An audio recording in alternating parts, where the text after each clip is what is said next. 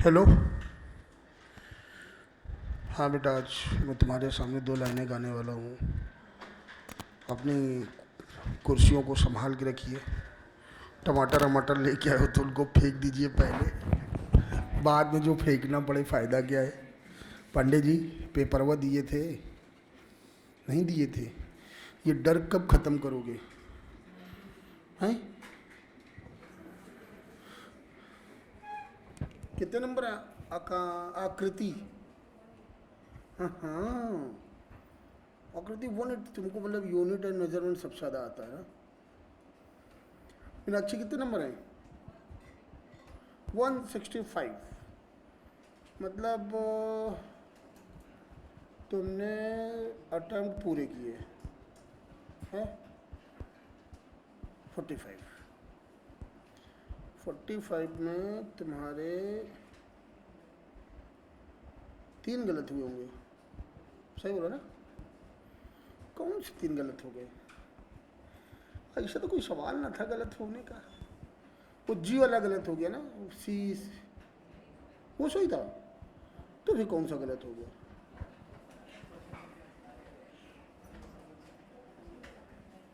देखो, बुरा लगता है। एक्चुअल में क्या है ना कि अगर ये गलती पेपर में हो जाए ना तो बहुत बुरा लगता है ना। टफ सवाल है, वो नहीं हुआ, कोई दिक्कत नहीं। फिजिक्स है, हमसे भी बहुत बार नहीं होता। कोई बात नहीं, सीखेंगे उस कॉन्सेप्ट को और 2-3 सवाल ढूंढ के लगाएंगे, हो जाएगा। हमेशा एक नया सवाल, नए कॉन्सेप्ट का सवाल जब भी पेपर में आएगा नहीं हो पाएगा। तो ना, आपको यहाँ पे मैं नंबर ऑफ़ क्वेश्चंस की जगह पे नंबर ऑफ़ कॉन्सेप्ट कराने की मेरी कारण है ये। उसके बाद भी बहुत से लोगों को फिजिक्स नहीं समझ में आती बेटा, तो मैं समझता हूँ यार, सब्जेक्ट ही कुछ ऐसा है कि जिसको मैं कोशिश कर भी लूँ, जब तक तुम लोग घर पे अलग अलग मिसलेनियस प्रॉब्लम सॉल्व नहीं करोगे तब तक कुछ नहीं होने वाला। ओके, माने कितने थे तान्या? हाँ, कम है, बहुत कम है। हाँ, यही अबू जार, शर्म ना आ रही तुमको 168 बोलने में? 168 कोई नंबर है? तुम्हारी पर्सनैलिटी को मैच नहीं करते बॉस। 168 कैसे होगा बे? अच्छा, 160 है। हाँ, वही हमने कहा 168 कैसे होगा? 160 गलत है, बहुत गलत है। गुप्ता, कितने हैं? थोड़ा और हॉर्लिक्स बॉर्नवीटा पियो, 140 तक पहुँचो, है ना। अच्छा, जब 11th में यूनिट डायमेंशन मेजरमेंट का पेपर दिया था, जो आज दिया था, ज़्यादा रिलैक्स कहाँ फील कर रहे थे, आज की उधर? कल वाले में ना रिलैक्स क्यों फील कर रहे थे? क्योंकि उसको कई बार आप लोग क्या कर चुके हो, पढ़ चुके हो। बेटा, दुनिया का कोई भी टीचर या कोई भी मोटिवेटर आके तुमको मोटिवेट नहीं कर सकता है। बेसिक एक चीज़ रखो कि जितने बार जितनी प्रैक्टिस कर लोगे वो चीज़ तुमको उतनी हलवा लगने लगेगी। बिहार का एक टॉपर हुआ जे एडवांस का, शुभम कुमार। तेज आंधी आ जाए उड़ जाए, ठीक है ना। उसकी सिस्टर भी आईआईटी पटना से पढ़ रही है। पापा की एक छोटी सी दुकान है बिहार में, ठीक है ना। वो पापा की छोटी सी दुकान है, वो ठीक है, कोई बात नहीं। उससे पूछा गया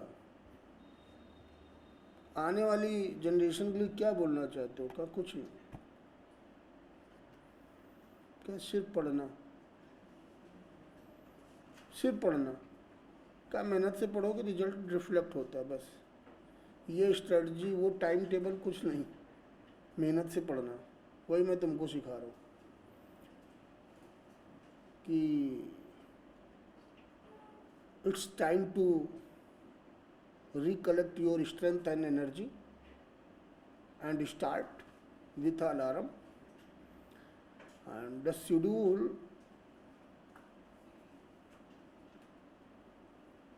is about 8 to 10 hours per day, per day। बस ये मान लो, ठीक है।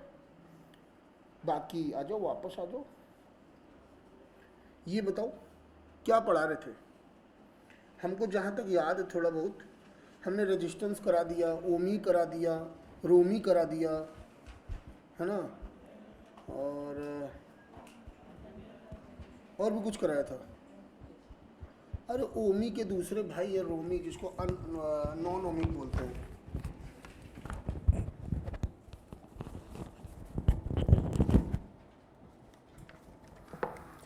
देख ले तुम्हारे मॉड्यूल पे क्या लिखा है, फिर उस हिसाब से चले।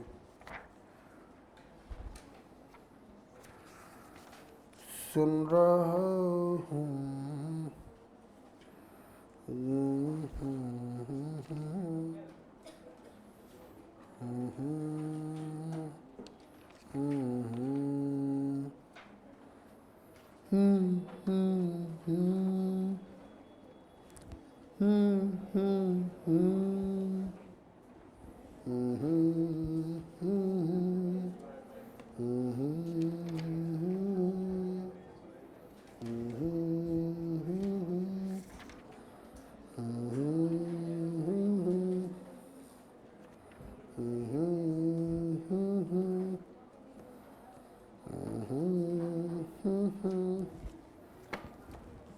सुनो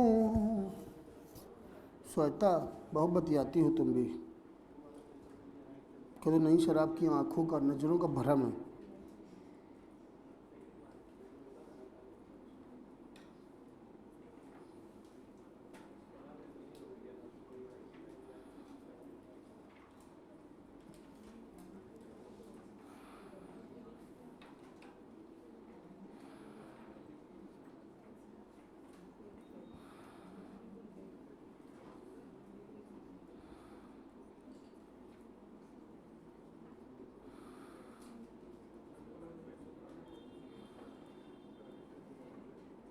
ए भैया, उस दिन मैंने आपको टेम्परेचर पे लिखाया था ना, greater than 300 degree Celsius temperature straight line नहीं रहता है, मतलब सॉरी रेजिस्टेंस स्ट्रेट लाइन नहीं रहता, वो थोड़ा कर्व अडॉप्ट कर लेता है ना। अरे बोल रहा यार, हाँ यार। अल्फा क्या है? लिखो जरा।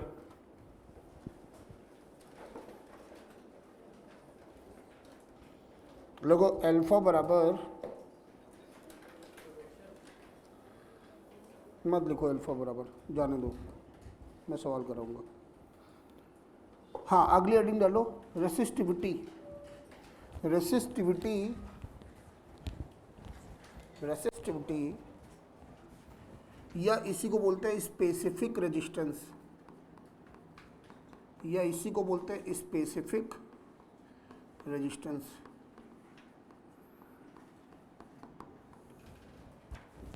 रेसिस्टिविटी या स्पेसिफिक रेजिस्टेंस, ठीक है। आ जाओ बेटा, देखो रेसिस्टिविटी या स्पेसिफिक रेजिस्टेंस को क्या बोला, रो, और रो बराबर क्या होता है, ई बाई जे। रो बराबर क्या होता है, ई बाई जे। बेसिक सा ई क्या है, इलेक्ट्रिक फील्ड। इलेक्ट्रिक फील्ड के लिए हम लोग लिखते हैं वी बाई एल, यही तो।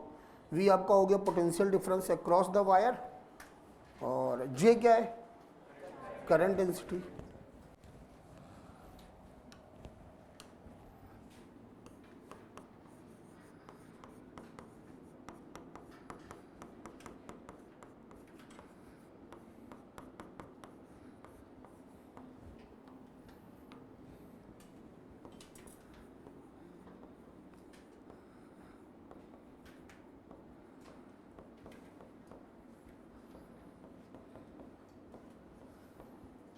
जे बराबर क्या हो गया, आई अपॉन ए।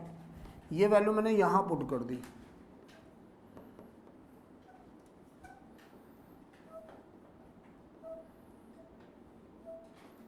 अच्छा सच सच बताओ, ये ए कहाँ जाएगा, ऊपर जाएगा। वी अपॉन आई को क्या लिख सकते हो, आर, रेजिस्टेंस। तो बेटा रो बराबर क्या आ गया, आर ए बाई एल, ठीक है ना। हम यहां से आर बराबर क्या लिख सकते हैं, रो एल बाई ए। बोलो बालक, अरे बोलना यार।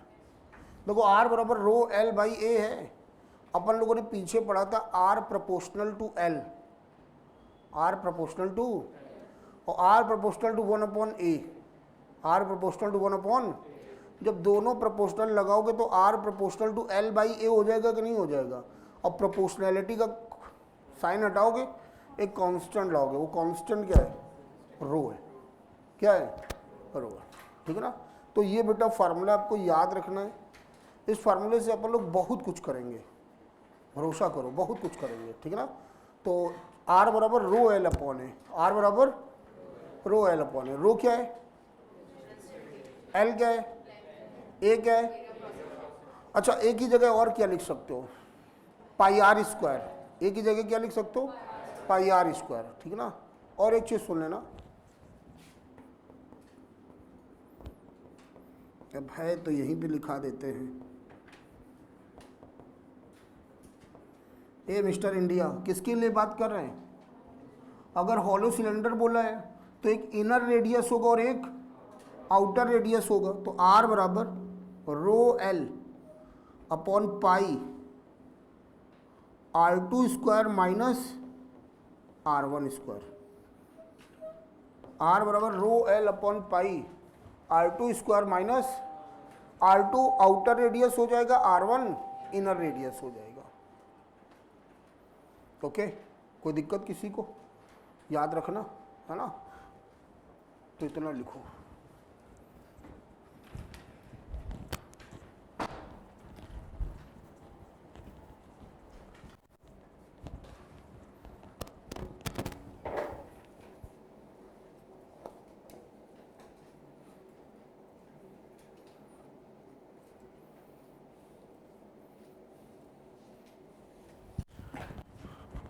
आयुषी समझ में आ रहा है कि नहीं आ रहा है, आ तो नहीं रहा है, कुछ लोग बता रहे थे हमको कि आयुषी को बहुत कम समझ में आ रहा है फिजिक्स।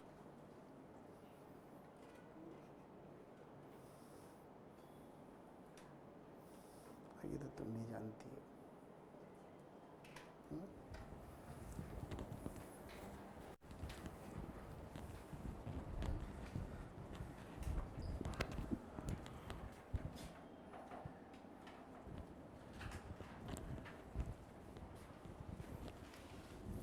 सो गई थी क्या,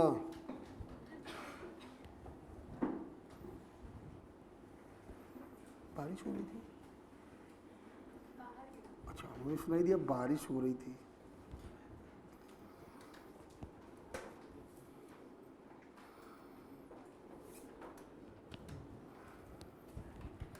हो गया बच्चा पार्टी, बोलो राजा। अच्छा वो एक फार्मूला लिखा दिया ना, आर बराबर m l upon n e square a tau for a given conductor r proportional to 1 tau ना, ओके ठीक।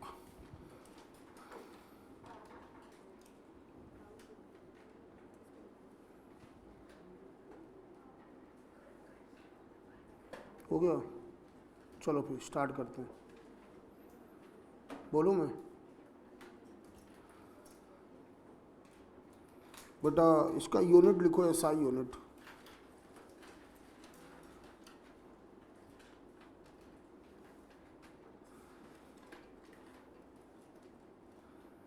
बेटा एसआई यूनिट होता है यू ohm metre, ohm metre, ohm metre, हो गया। डायमेंशन लिखो ML3 T-2 A-2, ML3 T-2 A-2।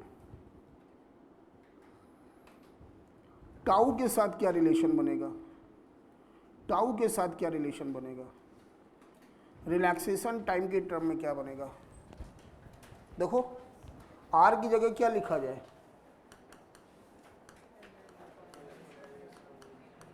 अगर ये लिख दिया आर की जगह पर तो इधर हमने ए लिखा, इधर हमने क्या लिखा, देखो यहाँ से देखना, एल से एल क्या हो गया, ए से ए क्या हो गया, M/N/E स्क्वायर टाउ, यही तो बच्चा। तो अगला अगला पॉइंट लिख लेना, रो बराबर M/N/E स्क्वायर, रो बराबर M/N/E स्क्वायर टाउ,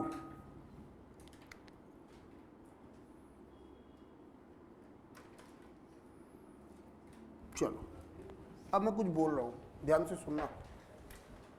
रेसिस्टिविटी या specific resistance is the intrinsic, क्या बोला ये वर्ड, और कहाँ बोला था थर्मोडायनेमिक्स में, 12th में कहाँ बोला था, 12th में कब बोला था, जब 12th स्टार्ट किया था पहले दिन बोला था। चार्ज, इलेक्ट्रिक चार्ज के डिफिनेशन में भी ये वर्ड लिखा होगा इंट्रिंसिक, ठीक ना। तो resistivity is the intrinsic property of material, मतलब अगर मटेरियल है तो फिर रेजिस्टेंस या रेसिस्टिविटी होगा जरूर, ठीक है ना। मेरे पास एक लोहे का वायर था, किसका, फिर मेरे पास एक उसी लोहे की रॉड थी, फिर मेरे पास उसी लोहे का एक गोला था, और मेरे पास उसी लोहे का एक क्यूब था, मेरे पास उसी लोहे की एक तलवार थी, एक स्टैचू था। अब कितना था करोगे बे, सब लोहे का था। बताओ चार चीजों में, वायर, रॉड, स्फीयर और क्यूब, इन चारों में किसका रेसिस्टिविटी सबसे ज्यादा होगा, सबका। क्यों, क्योंकि मटेरियल सेम है। वेरी गुड, दिल खुश कर दिया। क्या खाओगे, करें तमाचा खाएंगे, ओके मिल जाएगा। तो बेटा मैं इतना बोलूँगा कि रेसिस्टिविटी या specific resistance does not depend on shape and size of body, ठीक। ये आप बोल सकते हो shape and size of body में, ये भी बोल सकते हो does not depend on dimensions. Dimensions मतलब length, width, height, volume, area, बस इतना ही तो होता है, बस इतना ही तो होता है। बोलो भैया कोई दिक्कत। तो किस पर डिपेंड करेगा, टेम्परेचर पे डिपेंड करेगा। किस पर डिपेंड करेगा, टेम्परेचर पे। दो चीजों पे, मटेरियल पे और टेम्परेचर पे, ठीक। एक चीज और होती है इम्प्योरिटी पर। किस पर, इम्प्योरिटी का मतलब यूं नहीं कि तुम कूड़ा करकट कीचड़ डाल दिया। एक प्योर मेटल में, एक प्योर मेटल में दूसरा प्योर मेटल मिला दो, तो एक प्योर मेटल के लिए दूसरा प्योर मेटल क्या है, इम्प्योरिटी है। बोलो भला, जो आप मिला रहे हो, जो आप अगर उसकी रेसिस्टिविटी ज़्यादा हुई तो जो बनेगा उसकी रेसिस्टिविटी क्या हो जाएगी, हाई हो जाएगी। जो आप मिला रहे हो अगर उसकी कम हुई तो जो बनेगा उसकी क्या हो जाएगी, कम हो जाएगी। अरे बोलना यार, क्लियर हुआ। आपने एक तो नाम सुना होगा प्योर मेटल का, सुनते रहे ना। एक नाम किसका सुना, और एक नाम सुना होगा एलॉय का, मिक्सचर हो गया। फिर एक नाम सुना होगा इंसुलेटर का किसका, इंसुलेटर का। फिर एक नाम सुना होगा सेमीकंडक्टर का, सुना। बताओ सबसे ज़्यादा रेसिस्टिविटी किसकी होती है, गुड, इंसुलेटर की। और सबसे कम कंडक्टर की। इंसुलेटर के बाद किसका नंबर आएगा, एलॉय का।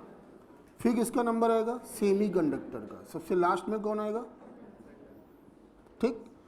इलेक्ट्रिक सर्किट में जो वायर होते हैं जैसे हीटर वगैरह, इसमें नाइक्रोम क्यों यूज़ करते हैं, नाइक्रोम बोले तो निकिल प्लस क्रोमियम।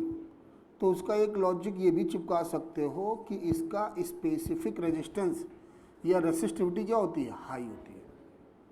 ओके, कोई दिक्कत।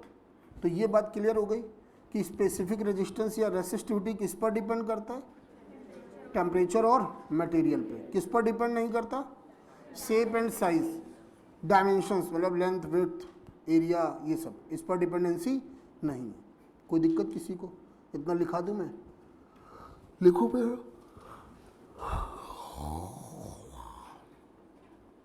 लिखो resistivity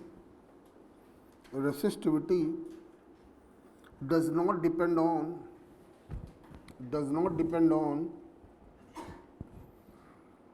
shape and size of body, okay. Bracket में लिख लेना length, width, area, volume, mass,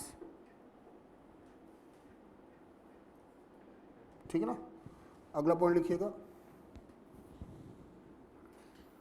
resistivity is the property of, resistivity is the property of, is the intrinsic property, sorry, resistivity is the intrinsic property of material,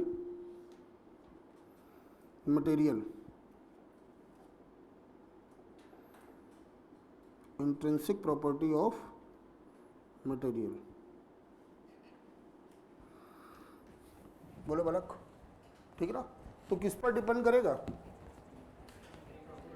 material पे। किस पे, material change होगा, resistivity क्या हो जाएगा, बोलो।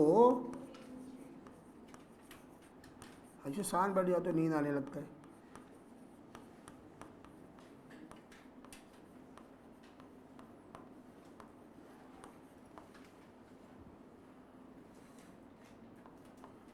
क्यों ख्याति, कल जो तुमको एक इन्वेलप मिला था उसका तुमने किया क्या? अच्छा, सेव द मनी। हमें लगा घर जाते थे बीच में कहीं आइसक्रीम मिली, खाते हुए आराम से पहुंच गए। कितने समझदार बच्चे हैं तो। साला हमको मिलता था तो रास्ते में उड़ा देते थे, समझ रहे हो आयुष। आजकल आयुष तो हो गया वो 3 इडियट का राजू भाई। सोमवार को इस देवता की पूजा करेगा, मंगलवार को उस देवता की पूजा करेगा, कहेगा बस बोर्ड के साथ साथ नीट भी देखते रहे ना महाराज। सबका मंदिर बनवाएगा भाई MBBS करने के बाद है। रोज आते नहीं बेटा, क्या बीमार बीमार चल रहे हो? रोज क्यों नहीं आ रहे हो? घूमने गए थे? चलो ठीक है, घूमा है, कभी फिर जाना है? जाना है, चलो लोड करो, भी सिंह सर को बता देंगे।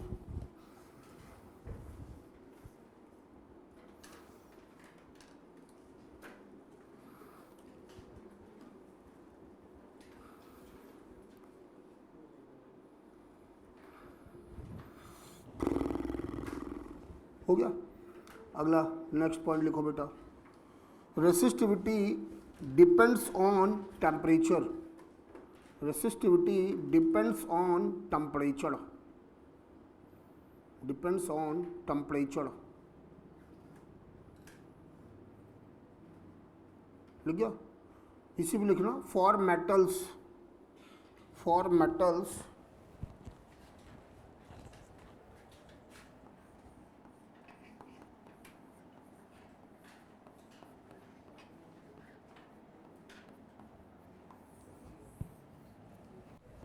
ये लिखो,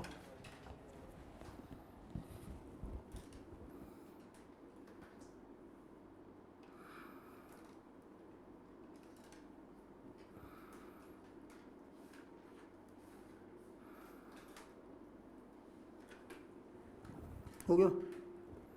फिर अगला लिखना, the value of resistivity of super conductor, the value of resistivity of superconductor is 0, is 0, the value of resistivity of superconductor is 0।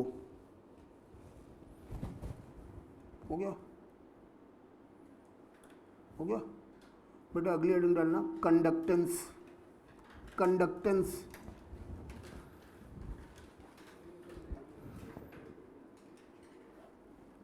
बेटा कंडक्टेंस क्या होता है? Reciprocal of resistance, reciprocal of is known as conductance, है ना। किससे represent करते हैं? G से, या कुछ लोग इसको C से लिखते हैं, C for kappa, kappa not Kattappa, kappa, ठीक है ना। इसका यूनिट क्या होता है कंडक्टेंस का? ओम इनवर्स महो, MHO, है ना, या साइमन, SIEMEN में भी यही स्पेलिंग है, SIEMEN, ये तो बोले थे। हो गया, कोई दिक्कत तो नहीं? तो लिखो जरा, रेसिप्रोकल ऑफ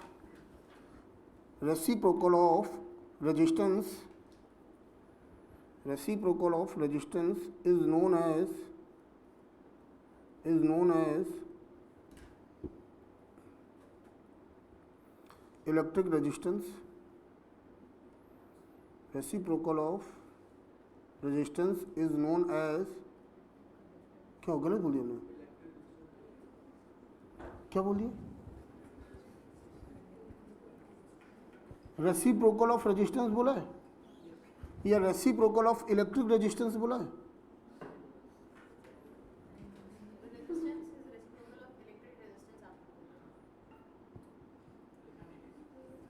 सॉरी, मैं थोड़ा चला गया कहीं और। Reciprocal of electric resistance is known as conductance. क्या हो गया सारवी, अभी भी गलत बोल दिया। Reciprocal of electric resistance is known as conductance. C बराबर 1/R, C की जगह G भी आ सकता है, ठीक है ना। यूनिट क्या हो जाएगा, ओम इनवर्स या महो या साइमन टफेल।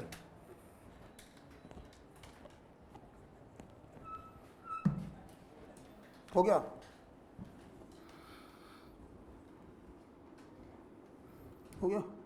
अगली हेडिंग डालना कंडक्टिविटी।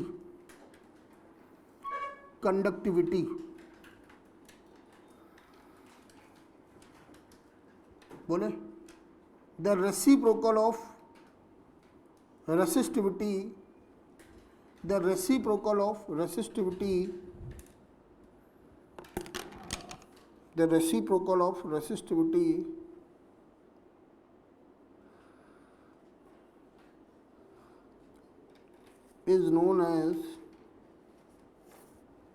is known as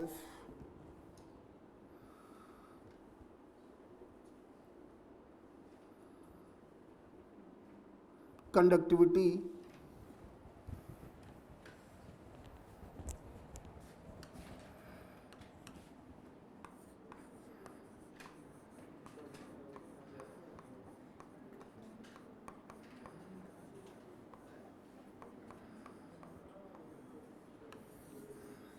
देखो क्या लिखा है, कंडक्टिविटी सिग्मा बराबर 1/रो। रुकना भी, रो की जगह क्या लिख सकते हो, E/J, J/E। तो बेटा यहां से J बराबर क्या आ जाएगा, सिग्मा इंटू ई। J बराबर क्या आ जाएगा, सिग्मा इंटू ई। तो हमने सही लिखा है। रो बराबर क्या लिखा था, E/J बोला था ना। हाँ ठीक है, J ऊपर चला है, ठीक है। और यूनिट क्या होगा इसका,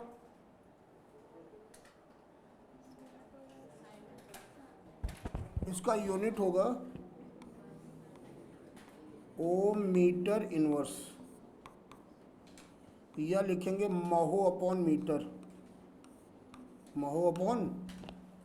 जो हमने रेसिस्टिविटी का डायमेंशन लिखाया है, जस्ट उसका पावर साइन चेंज कर देना बस। जहाँ प्लस में पावर हो वहाँ माइनस लगा देना, जहाँ माइनस में पावर हो वहाँ पे प्लस लगा देना। कोई दिक्कत, क्लियर हुआ? मेरे पास 2 सवाल हैं, उनका ऐसे ही जवाब दे दो, फिर मैं आगे बढ़ूँ। ये बताओ, मेरे पास एक वायर था, उसका रेजिस्टेंस R था, सेम मटेरियल का एक दूसरा वायर लिया, डबल लेंथ का, एक दूसरा वायर लिया, मटेरियल सेम है, लेंथ डबल है, क्रॉस सेक्शन एरिया भी सेम है। अब बताओ उसका रेजिस्टेंस कितना होगा, ठीक है ना। अगर वही जो वायर था जिसका रेजिस्टेंस क्या था, R था, उसको मैंने क्या किया, खींच दिया और लेंथ डबल हो गई, तो ये क्वेश्चन अलग तरीके से सॉल्व होगा। और एक दूसरा वायर ले लो, वो क्वेश्चन, तो जो दूसरा वायर लेते हो जिसमें मटेरियल सेम होता है, क्रॉस सेक्शन एरिया सेम होता है, तो उसके लिए अपना कॉन्सेप्ट होता है r proportional to L, are proportional to l. लेकिन जब हम वायर को पकड़ के क्या करते हैं, स्ट्रेच करते हैं, खींचते हैं, तो लंबाई उसकी क्या होगी, इंक्रीज होगी, एरिया क्या होगा, डिक्रीज होगा, रेडियस भी क्या होगा, डिक्रीज होगा। तो इसके लिए अलग से फार्मूले कुछ बना लेते हैं हम लोग, ठीक ना। अभी फ़िलहाल मैंने आपको 2 मिनट दिए, जितना आज की क्लास में मैंने फार्मूला वगैरह बताया है वो सब याद कर लो। 2 मिनट दिए, बतियाना आए नहीं, वो जो सामान लेना।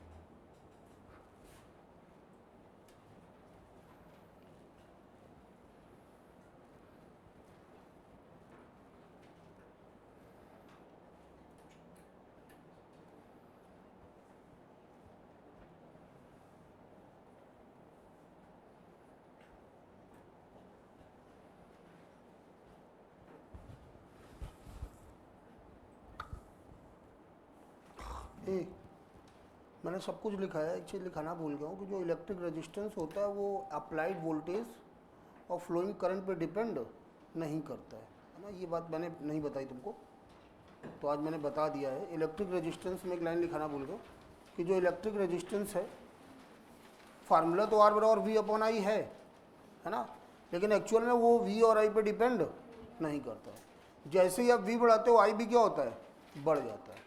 तो electric resistance does not depend on applied voltage across the end of wire या conductor and current flowing on the conductor।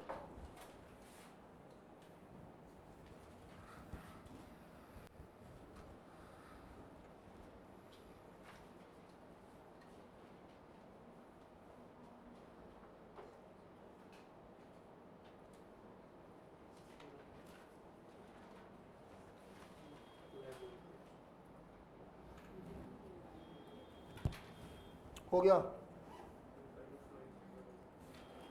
देखो ये जो कहानी तुम देख रहे हो, ये जो कहानी तुम देख रहे हो, फार्मूले मैंने सब लिखा दिए। यहाँ पे देखो कुछ डार्क हाईलाइट कर दिए गए, नहीं वो वेक्टर क्वांटिटी है, रो है ना, आर सिग्मा, ये सब वेक्टर क्वांटिटी नहीं है। जे वेक्टर क्वांटिटी होता है, ई वेक्टर क्वांटिटी होता है ना। तो अगर वेक्टर में लिखेंगे तो इनके ऊपर वेक्टर लगाएंगे, लेकिन इसके ऊपर कुछ नहीं लगाएंगे। अच्छा, बीच में ना तो डॉट लगाएंगे ना तो क्रॉस लगाएंगे, याद रखना। अगर मुझे लिखने का बहुत मन किया भी तो बस मैं ऐसे लिखूंगा, मैं यहाँ पे डॉट और क्रॉस भी नहीं लगाऊंगा, मैं यहाँ पे डॉट और क्रॉस भी नहीं लगाऊंगा, ठीक है ना। हाँ, वो गलत होता है।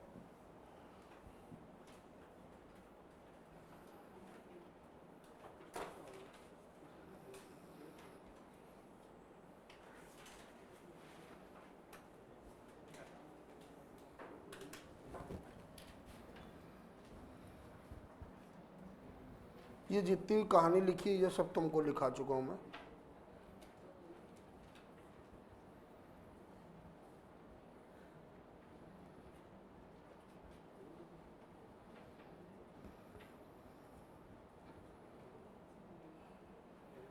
ये फार्मूला नहीं लिखा पाए, देखो रो में तो लिखाया था, अब ये उसका क्या होता है, उल्टा होता है, तो बस उल्टा कर लो। उल्टा क्या करना, लिख लो। ये टाउ कहाँ रहेगा, ऊपर रहेगा, है ना। हाँ,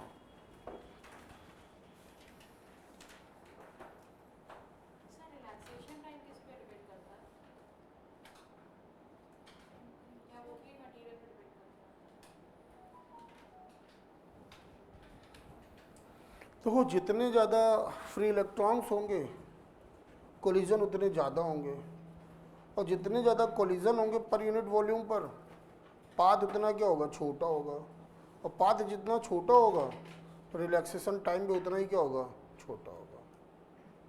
ठीक है ना भैया, ये हो गया बॉस। अगर ये एनसीईआरटी का सवाल देखो तो तुमको लगना चाहिए कि नहीं ये सवाल तो हम लोग कर चुके हैं। डिट्टो वैल्यू लिखा ही है। ये मत सोचना कि मैं एनसीईआरटी नहीं खोलता हूँ तो मैं सवाल नहीं करा रहा हूँ। सिंह सर आए तो फुल कॉन्फिडेंस से बोलना कि हमको तो पता भी नहीं लगता एनसीईआरटी सवाल हो जाता है। वो तो सर कभी कभी दिखा देते हैं कि देखो ये ऐसा हो, करा दिया है ना, बस इसका बी पार्ट नहीं कराया था। वो लोग कर लोगे, तुम लोग देख लेना जाके घर पे।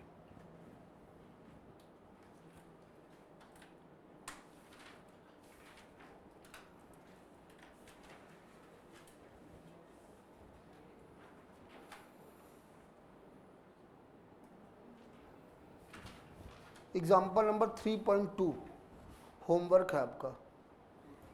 होमवर्क है आपका, पूरे थियोरी वाले क्वेश्चंस रखे हैं और इन सब के बारे में क्लास में चर्चा हो चुकी है। आप ईमानदारी से घर पे लगा के देखिएगा, नहीं आएगा तो फिर कल हम लोग डाउट डिस्कशन करेंगे, ठीक है ना। बाकी हमने बता दिया पढ़ाते टाइम सब।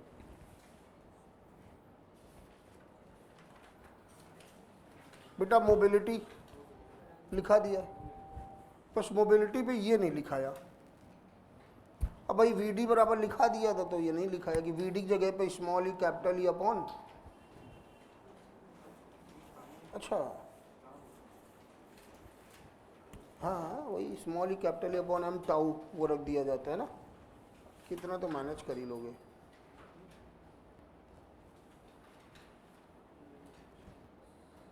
ठीक है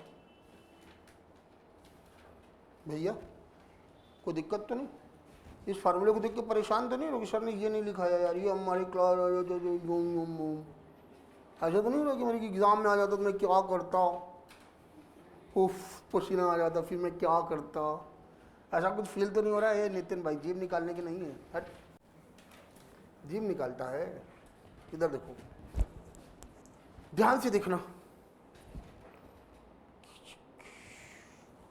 पहले स्ट्रेट लाइन गया कहाँ तक, यहाँ तक तो पूरा ही स्ट्रेट लाइन था, नहीं था, फिर धीरे धीरे धीरे फिर इसके बाद दिखने लगा कि वो थोड़ा कर्व हो गया। वो ओम्स लॉ वाला है कि less than 300 degree Celsius straight line होता है। आर टी बराबर आर जीरो ब्रैकेट में 1 प्लस एल्फा टी, है ना। और जैसे ही हम 300 डिग्री सेल्सियस से क्या होते हैं, बढ़ते हैं, तो फिर वहाँ पे फार्मूला कुछ और चलने लगता है। आर टी बराबर आर जीरो ब्रैकेट में 1 plus alpha T plus beta square. और फॉर योर काइंड इन्फॉर्मेशन मैं ये भी बता दूं कि जो अल्फा है वो भी कोई कांस्टेंट, अलग अलग टेम्परेचर रेंज पर उसकी वैल्यू क्या होती है, अलग अलग होते हैं। कोफिशिएंट ऑफ, सोच लें दो, भूल गया, हाँ, temperature coefficient of resistance is constant for a given material. ये स्टेटमेंट सही है कि गलत है, गलत है। डिफरेंट डिफरेंट टेम्परेचर रेंज पर इसकी भी वैल्यू क्या होती है, डिफरेंट डिफरेंट होती है। अरे बोलो भैया, एनसीईआरटी पे कुछ इतना लिखा नहीं है लेकिन बनाने के लिए दे देंगे, कहानी खत्म। इतना ग्राफ ही दिखा दिया तो वो बस कहेंगे अब तो हम सरदार हैं।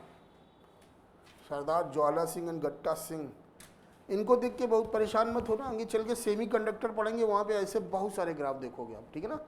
हाँ ठीक है ना, एक्चुअल में ये सेमी कंडक्टर का ही ग्राफ है, नीचे लिखा भी हो शायद, हाँ देखो डायोड आ गया ना, डायोड बना ही होता है पी टाइप और एन टाइप सेमीकंडक्टर से। और वो एक सेमीकंडक्टर का नाम होता है गैलियम आर्सेनाइड। ठीक,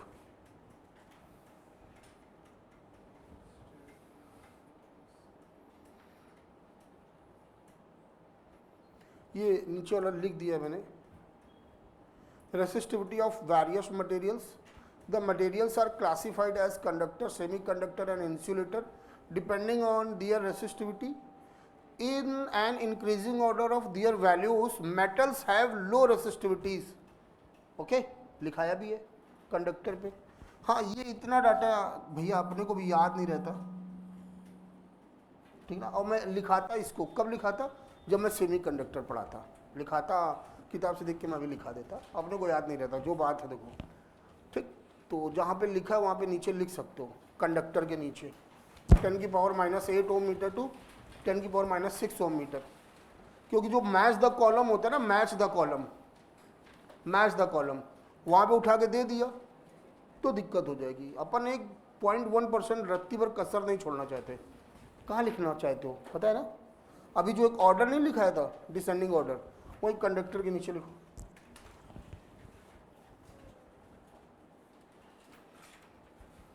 चलो हम भी याद कर लेते हैं। Metals 10⁻⁸ ohm metre to 10⁻⁶ ohm metre.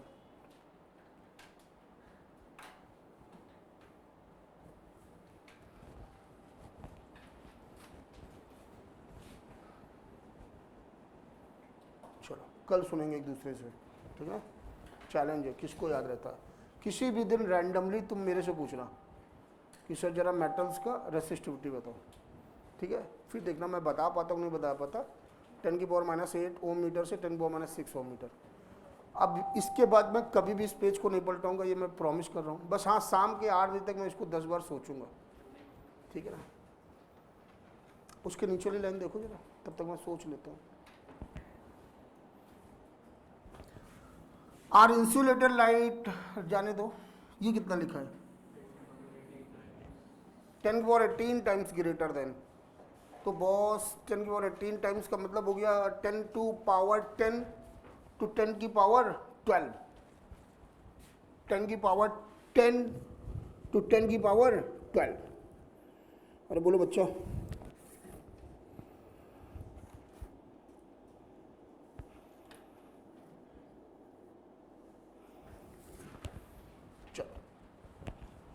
Resistivity minimum किसकी होती है, कंडक्टर्स में भी मेटल्स की। किस मेटल की, सिल्वर की, ठीक ना। क्योंकि जिसकी कंडक्टिविटी हाई होगी उसकी रेसिस्टिविटी लो होगी। जो सिल्वर है वो सुपर कंडक्टर है, उसकी कंडक्टिविटी मेटल्स में सबसे ज़्यादा हाई होती है, उस पर सबसे ज़्यादा नंबर ऑफ फ्री इलेक्ट्रॉन्स या इलेक्ट्रॉन डेंसिटी होती है, और उसकी रेसिस्टिविटी सबसे कम होती है। Okay, have resistivity is decreasing with rise in temperature. ये क्या आ गया,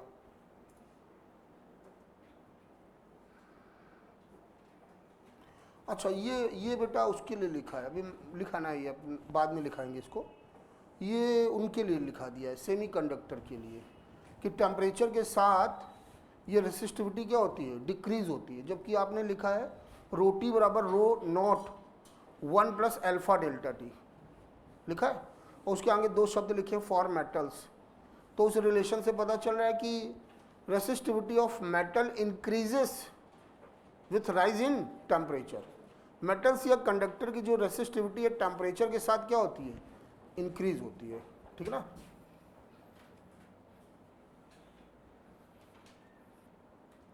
सेमीकंडक्टर की बातें यहाँ नहीं करेंगे। ये भाई देख ले, ए मुन्ना,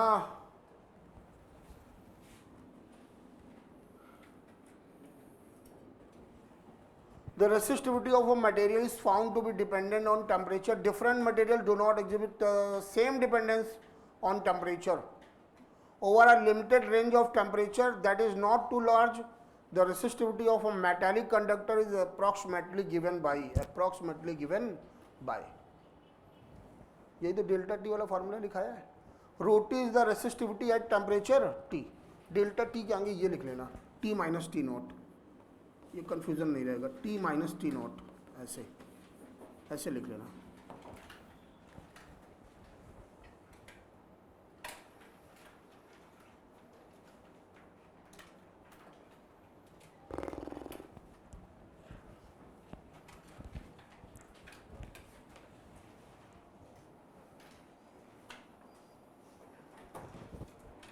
हो गया बेटा, बाकी तो नीचे पढ़ ही लिया। Alpha is the temperature coefficient of resistivity. The dimension of alpha, A alpha का यूनिट बता भाई। अबे वही होता है यार जो तुमने थर्मल एक्सपेंशन में पढ़ा था, पर डिग्री सेल्सियस या पर केल्विन। देखो वही लिखा है, टेम्परेचर की पावर -1 लिखा है ना, तो डिग्री सेल्सियस इन्वर्स लिख दो या केल्विन इन्वर्स लिख दो, वही बात हुई ना। हाँ एक चीज़ याद रखना, मेटल्स के लिए अल्फा क्या होता है? पॉजिटिव होता है। इंसुलेटर और सेमीकंडक्टर के लिए अल्फा निगेटिव होता है। नीचे लिख लो, for metals alpha positive and for insulator and semiconductor alpha negative. बेटा अल्फा निगेटिव किसका होता है? Only semiconductor, only insulator, only metals, semiconductor and insulator both. और कुछ इंसुलेटर का अल्फा 0 भी होता है, कुछ इंसुलेटर का अल्फा क्या होता है? 0 भी होता है। अब ये कुछ के अंदर जाने की कोशिश मत करिएगा, छोटे दिमाग में विस्फोट हो जाएगा, ठीक है ना। और ये तुम्हारा PYQ भी है कि किनका अल्फा निगेटिव होता है, देखिएगा जाके, PYQ भी है ये, ठीक है ना। चलो द रिलेशन इम्प्लाइज द, ठीक है भाई। भाई देख ले भाई भैया, क्योंकि एनसीईआरटी का ग्राफ देखो, ये ग्राफ किसका दे रखा है? Resistivity of a copper as a function of temperature T। Copper बोले तो मेटल के लिए रेसिस्टिविटी और टेम्परेचर ग्राफ कैसा होगा? मेटल्स के लिए स्ट्रेट नहीं है ना। और मैं तो बोलूँगा एक्सपोनेंशियली इंक्रीज कर रहा है। कैसा इंक्रीज कर रहा है? ठीक ना, क्योंकि विवादों से हम लोग बचते हैं। अब एनसीईआरटी में ऐसा कुछ लिखा नहीं है, एक बार टेस्ट में आया क्वेश्चन, IPL हो ना हमारे खाते में गया, हमने कहा तो मुझे बोल देना यार, हमने कहा हम ना बोलेंगे, सवाल है तो डिलीट कर वो, नया सवाल है वो। हमने कहा फिर वो उसमें कमेंट गिरेगा, एक्सपोनेंशियल कैसे हो गया, वो रोटी होती। हमने कहा उनको कौन पूरा प्रूफ करके बताएगा? ये एनसीईआरटी में जो रिजल्ट दे रखा है ये अप्रॉक्सीमेशन का दे रखा है, तब उसके ऊपर अप्रॉक्सीमेट लिखा है। हमने कहा विवादों वाला सवाल मत रखो, ठीक है ना। तो एक्चुअल में क्या है कि कहानी जो डेप्थ से आती है कि जो मेटल्स होते हैं वहाँ पे जो टेम्परेचर के साथ रेसिस्टिविटी इंक्रीज हो रही होती वो एक्सपोनेंशियली हो रही है। कैसे हो रही होती है? जो हम लोग ग्राफ वो देखते हैं ना, रिलेशन रो T बराबर रो नॉट 1+, वो अपने को दिखाता है जिससे लीनियर होगा। कैसे हो रहा है? देखो ध्यान, ये देखो बचपन में आपको 11th में ऐसा कुछ कराया था, ऐसे कुछ बनवाया था, बोलो भैया, ठीक। तो ये याद रखना, बनाना याद नहीं रखना, बनाओ उसको, सो रहोगे इसे, सो जाओगे, बनाओ इसको। और नीचे ये लिख लेना जितना भी ये लिखा है।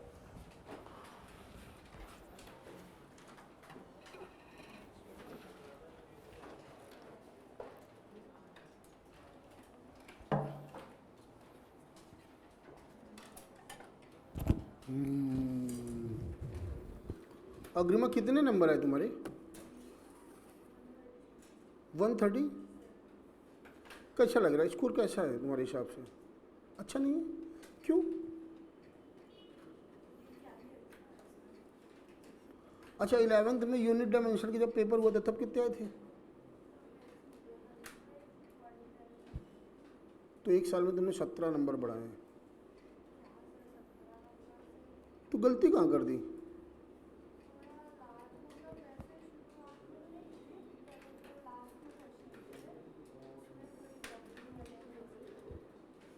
मतलब कॉन्सेप्ट नहीं क्लियर था कि बहुत दिन से रिवीजन नहीं थे? कॉन्सेप्ट नहीं क्लियर था?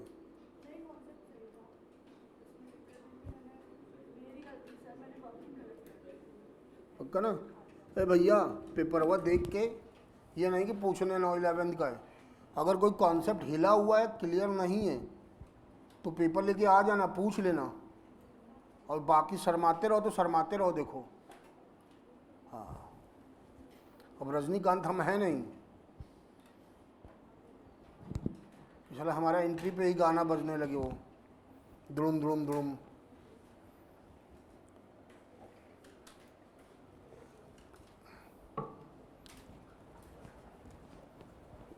अभी सिंह सर आएंगे, कल सिंह सर बोले थे मैं आऊँगा, अब याद दिला देना, बस मान्या नाम ले लेना बस। हमने कहा ठीक सर। सच बता रहा हूँ बेटा, ख्याति थी ना, तुम थी ना जब बोला था। हाँ देखो, हाँ बेटा ये देखो, ये क्या है बेटा,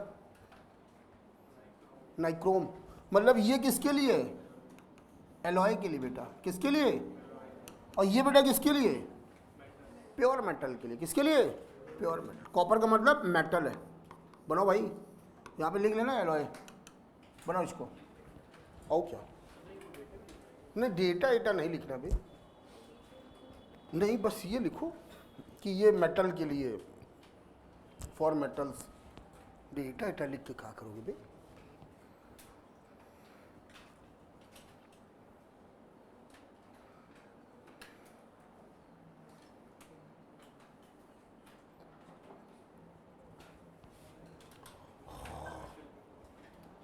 मुझे ऐसा क्यों लग रहा है कोई ये ग्राफ, अच्छा ठीक है इन्होंने ऐसे बनाया, कुछ किताबों में इस ग्राफ को ऐसे नहीं दिखाते, ऐसे करके ऐसे दिखा देते हैं। नहीं ऐसा कुछ है यार, देखते हैं एनसीईआरटी में है कि नहीं, फिर हमको याद आ रहा है कुछ।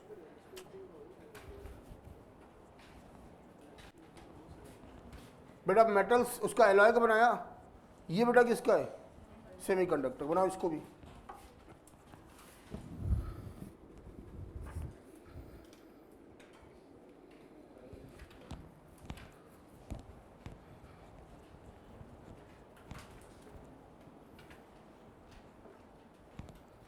हटा दूं,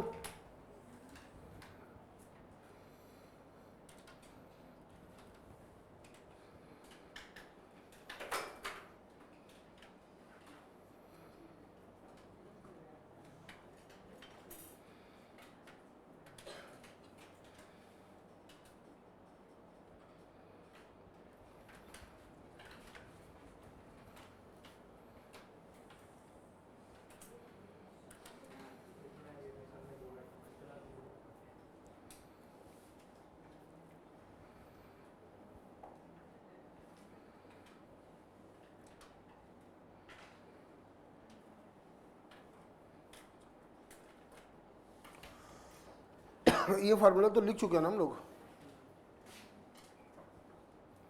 अभी ये जो कहानी आ रही है ना, इस पैराग्राफ में जो कहानी आ रही है ना, ये बाद में पढ़ेंगे, अभी इसके बारे में बात ही नहीं कर रहे हम।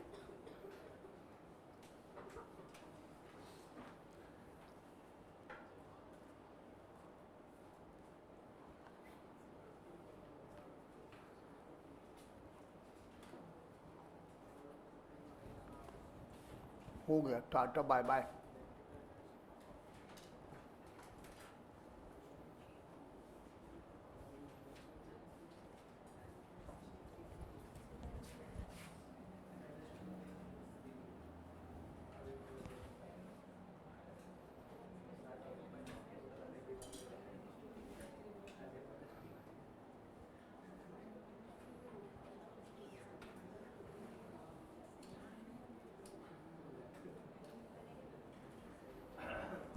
तुमको क्या लग रहा है खत्म, इतना खत्म करने में 10 दिन लग जाएगा, परेशान ना हो। आ जाओ, कुछ याद करने के लिए बोला था।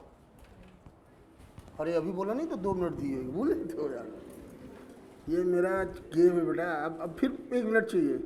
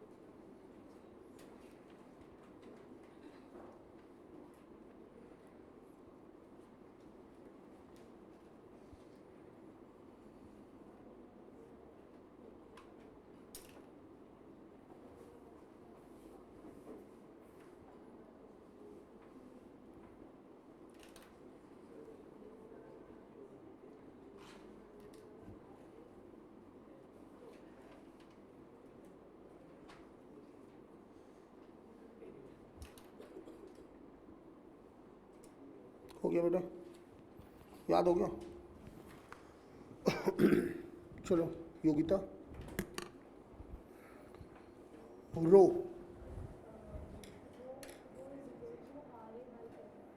सबसे पहला वाला फार्मूला, गुड। रेजिस्टेंस के टर्म में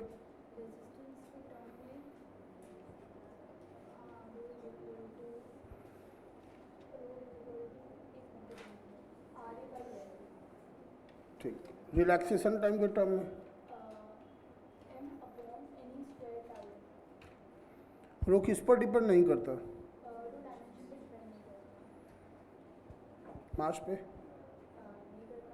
शेप,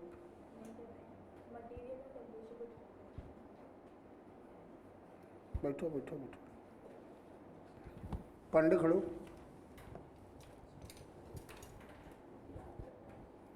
खड़ा हो जाओ। कंडक्टेंस का फार्मूला क्या पड़ा? 1/स्टिंग। चल रेजिस्टेंस, अरे तो 1/r बोल दो ना, सीधे खड़े हो। अच्छा मार बल्ली लेके सारा लेके खड़ा रहता है। यूनिट ओम इनवर्स और है साइमन। सबसे ज़्यादा रेसिस्टिविटी किसकी होती है? कितनी होती है?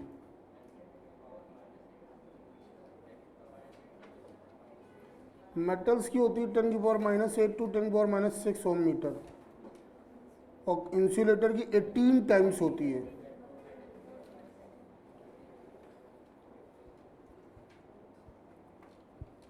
बैठो, खड़े मीनाक्षी।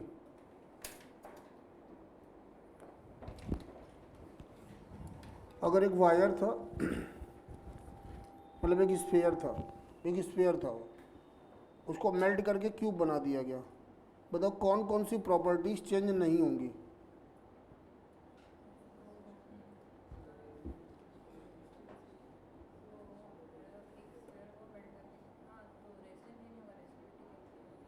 रेजिस्टेंस चेंज नहीं होगा,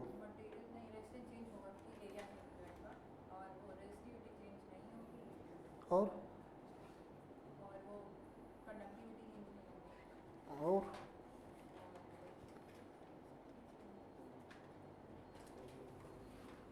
कुछ इस दुनिया से बाहर निकल के सोचो, करंट से बाहर निकल के सोचो।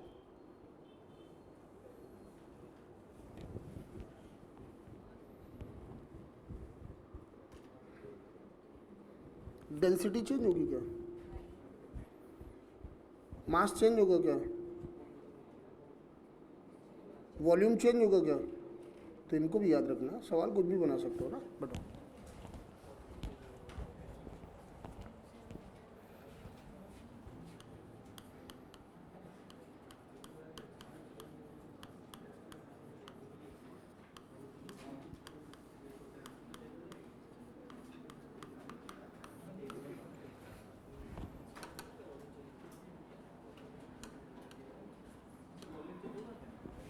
वॉल्यूम चेंज नहीं होगा ना?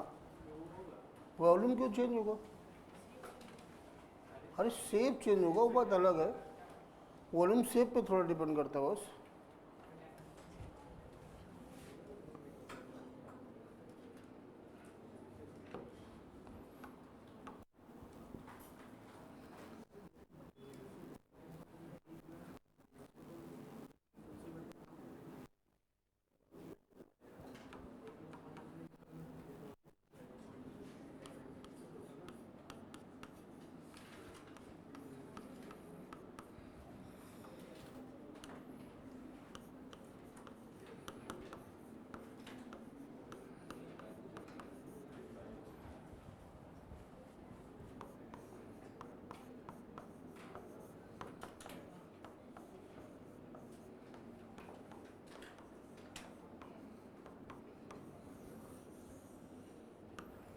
पहले आपका लेंथ L1 रहा होगा, एरिया A1 रहा होगा, रेसिस्टिविटी रो थी, R1 बराबर रो L1 अपॉन A1, और R2 बराबर रो L2 अपॉन A2। जब डिवाइड किया रो से रो तो L1 upon L2 into A2 upon A1, यही तो आया। क्योंकि भाई स्ट्रेचिंग ऑफ वायर है, सब कुछ चेंज होगा, मटेरियल थोड़ा चेंज होगा। ठीक, ये फार्मूला आ गया। अच्छा यहाँ पे लिख सकते हो पाई R2 स्क्वायर, यहाँ पे क्या लिख सकते हो पाई R1 स्क्वायर। पाई से पाई क्या हो जाएगा, कैंसिल। अब इसके अंदर की 3 कंडीशन देखनी है, ध्यान से देखिएगा।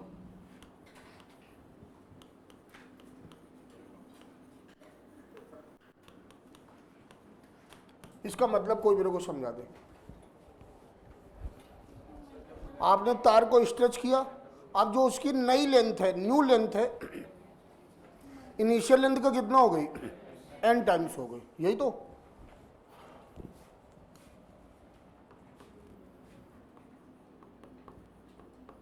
वॉल्यूम क्या रहता है,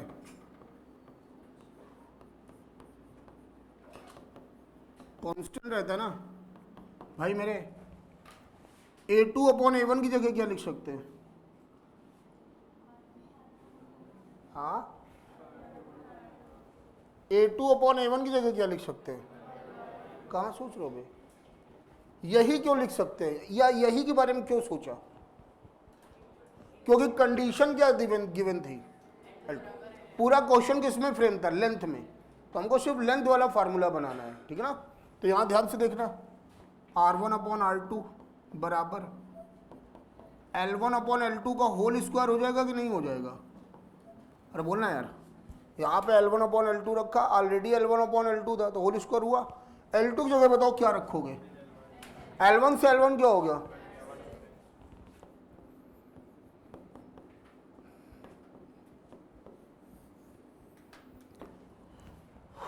एक तार था, एक उसको खींचकर स्ट्रेच करके उसकी लंबाई डबल कर दी गई। बताइए रेजिस्टेंस पर क्या इफेक्ट पड़ेगा, इनिशियल का 4 टाइम्स होगा।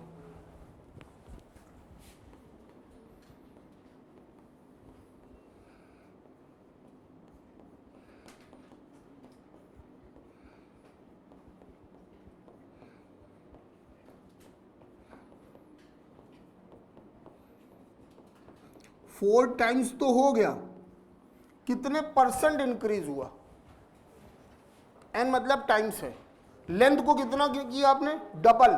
तो n की जगह क्या रखोगे, 2, 2 का स्क्वायर 4 माइनस 1 300। अरे बोलना यार, कल पूछूंगा और फिर तोड़ूंगा, फिर छुपवा लूंगा, परेशान मत हो, अभी रुक जाओ, सुनने का मजा लो बस। और भी कुछ लिख सकते हैं, यही लिख देते हैं।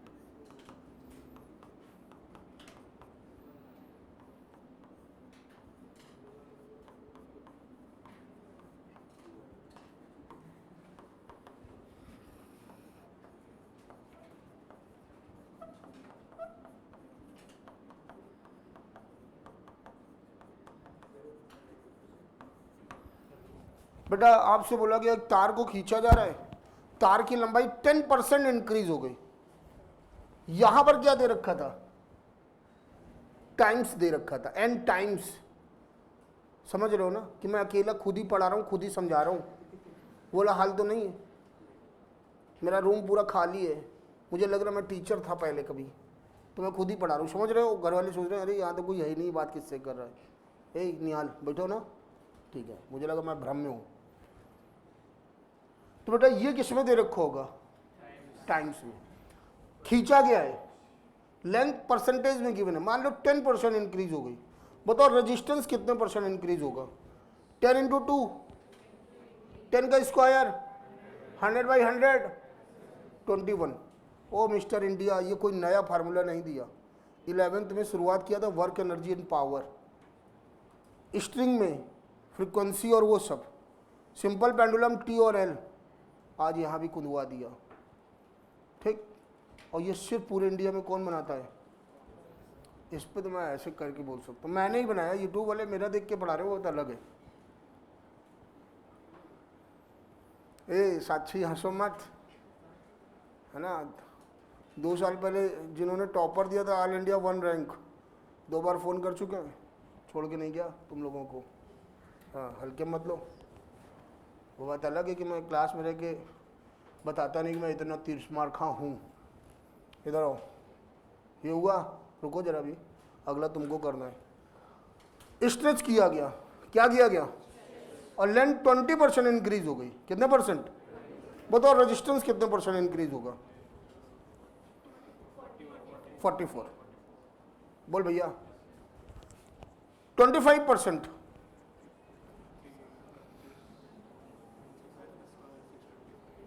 25 का स्क्वायर 625 होता है। 56.25%। जरूरत है? नहीं है ना? हाँ, देख लेना यूट्यूब में बड़े बड़े धुरंधर वो कर रहे हैं इसे इसे बेटा, 6-7 लाइनें तुम मार के जा रहे हो। अब रुक जाओ, अब मैं लिखना नहीं चाहता क्योंकि ज़्यादा लिखने पे मैं बोर होने लगता हूँ। अगर जो एल अभी मैंने बोला 10, 20, 25, अगर ये 10 से छोटा हो जाए, 10 से, ये बाद वाला उड़ा देना क्योंकि वैल्यू बहुत छोटी हो जाएगी ना। मान लो खींचने पर लेंथ 2% इंक्रीज हुआ। कितने परसेंट? अबे 2 का स्क्वायर 4, 4 को 100 से डिवाइड करोगे 0.04। क्या बात करो, हटाओ ना यार उसको, सिर्फ इतना लेना 2L। कितना आंसर आ जाएगा? 4%। अरे बोलना यार, क्लियर हुआ? ओके। अरे हे जुगावर, सबका बदला लूंगा, सलमा का, बिमला का, सबका। इधर आओ। वो कौन सी मूवी थी नसर जिसमें निजामुद्दीन का कौन सा हीरो, भूल गया मैं नाम। हाँ देखो, देखा, पूरी मूवी नहीं बोली, सिर्फ एक डायलॉग बोला, बोल दिया ना, पूरी कहानी आ गई। ये है अच्छी तरह से देखना। और यहाँ पे मैंने कहा देख रहे हो, फिर बगल वाले देख रहे हैं, अच्छा ये भी सो रहा है, चलो ठीक है, दोनों लोग सही है।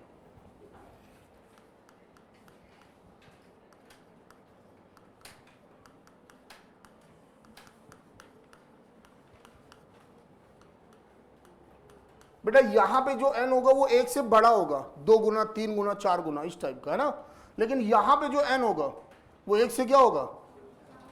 छोटा होगा। जब किसी चीज़ को इसे स्ट्रेच करो, लेंथ तो बढ़ती है लेकिन उसका एरिया क्या होता है? कम होता है। रेडियस क्या होता है? कम होता है।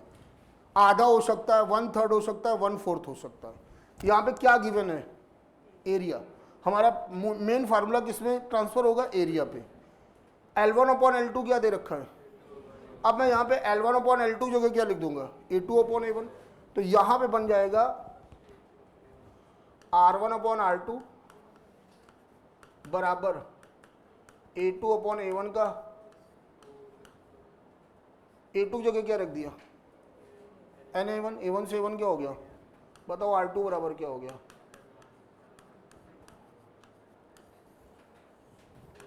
हो गया? टाइम हो गया, मैं कंप्लीट कर दूं फिर कल एक्सप्लेन कर दूंगा।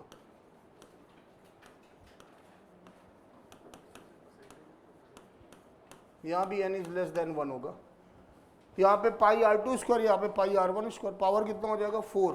तो R2 बराबर हो जाएगा R1/n की पावर 4। बेटा कल कुछ भी नया नहीं पढ़ाना, कल कुछ भी नया नहीं पढ़ाना बेटा। यही जो आज पूरी खुरापात हम लोगों ने की है, इसी पे कुछ नहीं, बहुत सारी प्रॉब्लम्स सॉल्व होंगी, ठीक है ना। फिर उसके बाद कॉम्बिनेशन ऑफ रेजिस्टेंस, सीरीज और पैरेलल, फिर उसके बाद देखता हूँ सेल वगैरह पढ़ा के फिर पावर वगैरह पढ़ा के आगे चलूँगा।